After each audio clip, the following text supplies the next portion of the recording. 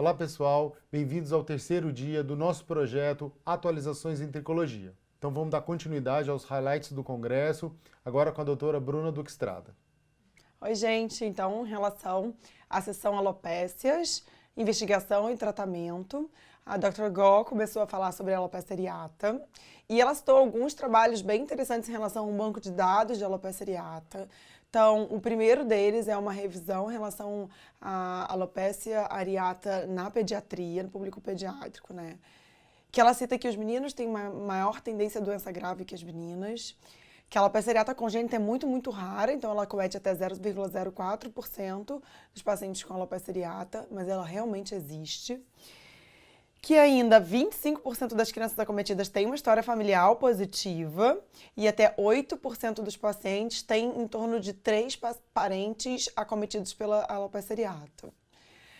O outro ponto importante que ela citou foi um trabalho em relação à qualidade de vida das crianças e das famílias de crianças que possuem alopecia areata. E o impacto na qualidade de vida, ele se assemelha ao impacto que a gente observa nos estudos de impacto de vida de psoríase. Então, eu acho isso bem interessante. E que as famílias com crianças acometidas têm um impacto muito maior do que as famílias que têm adultos acometidos pela doença. E, além disso, que pais de crianças acometidas pela alopecia areata têm um impacto na qualidade de vida deles muito maior do que as próprias crianças que têm alopecia areata.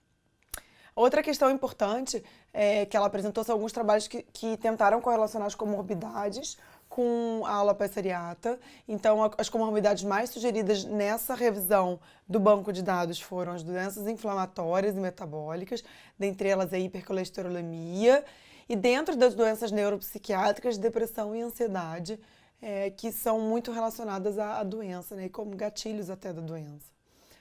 O outro ponto importante é que, em relação às doenças cardiovasculares, existe uma tendência a um aumento das doenças ateroscleróticas e o aumento do risco de câncer de tireoide, apesar disso ainda ser controverso na literatura.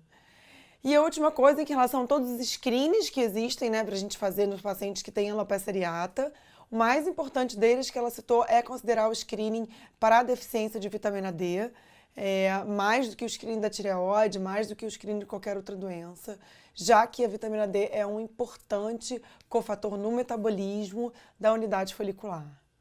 E agora o Leonardo Abraham vai falar mais um pouquinho para vocês sobre o dia de hoje. Obrigado, Bruna. Vamos dar continuidade com a aula da doutora Mina sobre a alopecia central cicatricial centrífuga, que ela mostrou um estudo sugerindo padrão de herança autossômico dominante em afro-americanos para essas pacientes de CCCA. E outro ponto interessante foi o outro estudo publicado no JAMA Dermatology, que sugeriu aumento da incidência de leiomiomas uterino nessas pacientes. Já na aula de tratamento da alopecia androgenética, o professor Sinclair relembrou mais uma vez o seu estudo recente sobre o uso do minoxidil oral em baixas doses associado à espironolactona para o tratamento da alopecia androgenética feminina. Mas nessa sessão ele trouxe novos dados. Ele tem um estudo novo agora comparando o uso do minoxidil oral ao uso do minoxidil tópico. E os dados preliminares que ele apresentou durante a sessão mostram que o minoxidil oral é muito superior ao minoxidil tópico. Além disso, ele comentou que, como esperado, os pacientes que usam minoxidil oral eles apresentam um eflúvio telógeno no início do tratamento e que esse eflúvio costuma ser um marcador de boa resposta ao tratamento. Em relação às perspectivas futuras, ele comentou sobre o cetipiprant, que é uma substância que já está em estudo para o tratamento da alopecia androgenética e que o efeito dela seria inibir a prostaglandina D2, mas ainda sem os dados para nos apresentar. Agora vamos seguir as aulas com o Dr. Rodrigo Pirmez.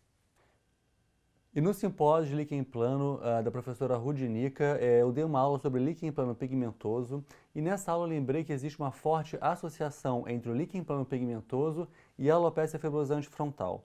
No estudo original da doutora Dilova, 55% dos pacientes com alopecia fibrosante frontal, eles apresentavam líquen plano pigmentoso. Mas é preciso relembrar que nesse estudo original, todos os pacientes tinham etnia africana, ou seja, todos tinham um fatotipo alto, justamente a população em que o líquen plano-pigmentoso ele é mais frequente. Um dado clínico que nós temos observados nos nossos pacientes com líquen plano-pigmentoso é que alguns deles apresentam uma pigmentação da região periocular. E isso pode ser, de repente, aí uma dica diagnóstica que vai orientar no diagnóstico diferencial. E falando do diagnóstico diferencial, eu comentei que existe muita controvérsia nesse campo em relação ao líquen plano-pigmentoso, e especialmente no diagnóstico diferencial com a dermatite de contato liquenoide, já que existem alguns estudos mostrando que existe uma incidência de até 40% dos pacientes com líquen plano-pigmentoso apresentando um teste de contato positivo. Em relação à aula da professora Rudinica sobre a alopecia fibrosante frontal, ela apresentou uma nova classificação da doença que foi publicada pelo grupo espanhol e que separa os pacientes de acordo com a apresentação, com o acometimento da linha de implantação. E essa classificação vai separar os pacientes em padrão linear, num padrão difuso e também no padrão do pseudo-sinal da franja, sendo que esse último ele foi descrito pelo nosso grupo em 2015. Em relação ao prognóstico, os pacientes com padrão difuso, eles apresentavam um pior prognóstico nesse estudo, enquanto que os pacientes com o pseudo-sinal da franja, eles tinham um melhor prognóstico. Em relação ao acometimento das sobrancelhas, a professora Rudinica acredita que esse processo cicatricial nas sobrancelhas ele é mais lento quando comparado com o couro cabeludo e talvez seja por isso que os pacientes costumam apresentar uma melhor resposta ao tratamento na região das sobrancelhas.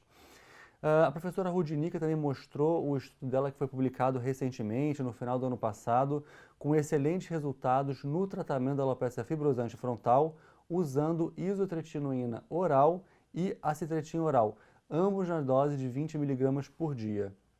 Bom, nesse estudo, os retinoides orais eles foram capazes de interromper a progressão da doença em até 76% dos pacientes. E por último, ela comentou que o estudo publicado recentemente pelo nosso grupo mostrou o benefício da isotretinoína oral no tratamento das pápulas faciais. E nessa mesma sessão, o professor Shapiro apresentou mais uma vez a conduta dele no líquen plano pilar, sendo que nessa aula ele acrescentou que nos pacientes refratários à terapêutica convencional, ele usa algumas vezes os inibidores da JAK como uma opção terapêutica, mas ainda sem evidência científica. Ele também levantou a polêmica entre a associação de fibrosante frontal com o uso dos protetores solares. Segundo ele, apesar da falta de um embasamento científico maior, ele evita protetores solares contendo oxi e avobenzonas, dando preferência aos protetores solares físicos. Então, pessoal, esses foram os highlights do terceiro dia de congresso da Academia Americana de Dermatologia em San Diego, e amanhã nós voltamos com mais atualizações em tricologia.